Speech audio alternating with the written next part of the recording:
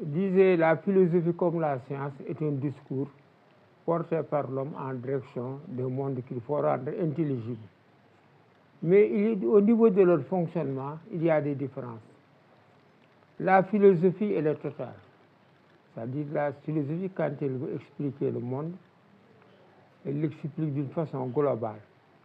Tandis que la science, pour expliquer le monde, il peut parler la mathématique, la science, la physique, donc d'une façon parcellaire. La philosophie est radicale.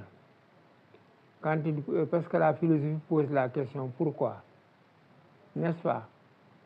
Et la science pose comment. La philosophie, n'est-ce pas, est existentielle. Vous savez, un problème existentiel, c'est comme la mort. Il ne faut pas dire que la mort ne me concerne pas. Donc la science, donc la philosophie, donc on peut donner ce qu'on y a une définition synchronique de la philosophie, une définition diachronique, comme avait défini Descartes. Il disait que la philosophie est l'odyssée de cette raison à la recherche du vrai et du bien dans le monde. Alors, la philosophie, la définition synchronique, c'est que la philosophie est un discours total, radical, existentiel, porté par l'homme en direction du monde qu'il faut rendre intelligible.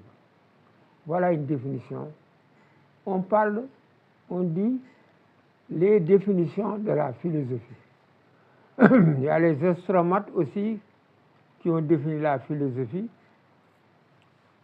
comme étant le fruit d'un diablox qui a volé une bride de vérité en Dieu, qui a créé tout avec la méditation transcendantale et a enseigné le fruit de son vol aux hommes.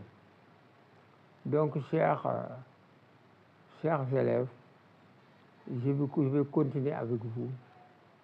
Je vais vous donner la technique de la dissertation philosophique avec les correcteurs logiques et comment on introduit en philosophie les instituteurs, les enseignants, la dissertation psychopédale qui est différente de la dissertation philosophique.